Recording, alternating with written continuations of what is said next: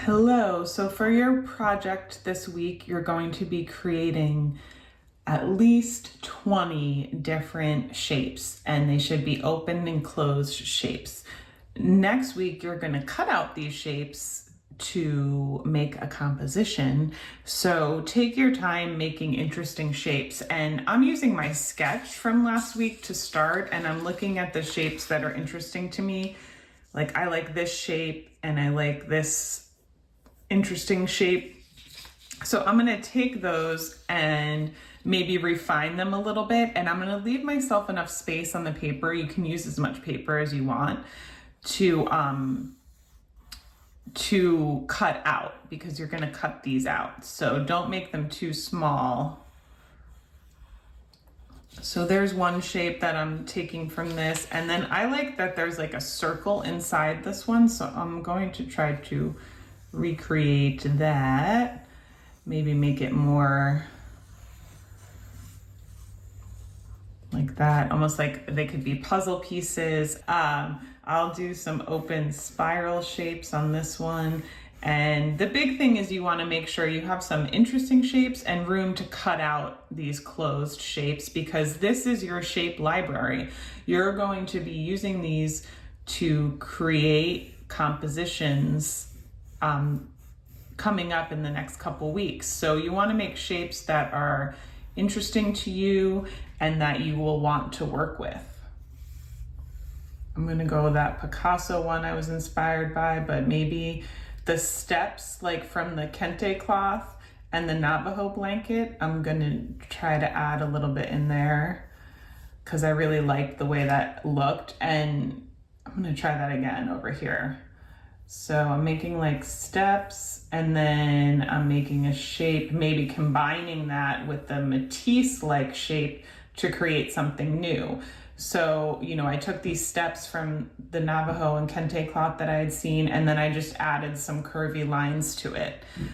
And then other things you can do are you can look to nature and like flatten objects to make them non-representational. So like the image of a crown for a king or queen or princess, I could think about that as, the realistic version. Well, this is not going to be very realistic because I'm just doing it for my head, is something like that, right?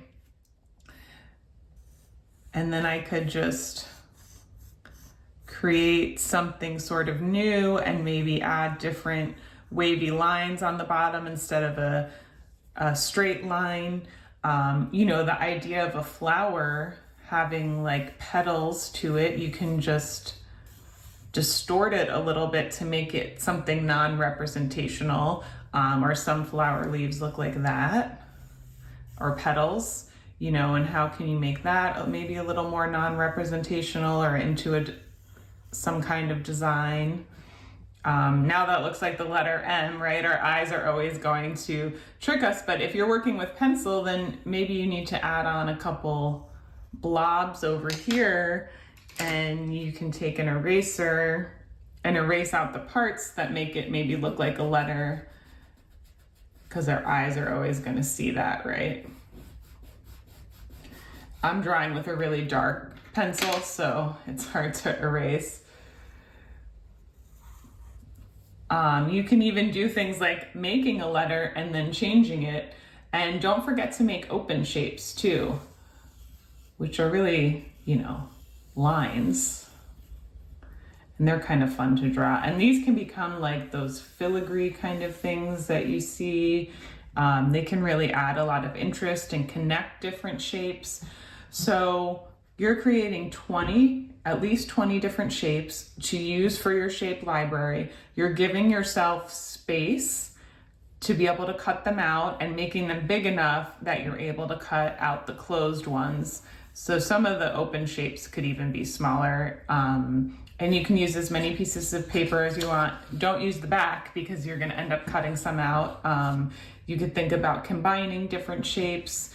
You can really take anything from nature and try flattening it and maybe combining it with something more non-representational.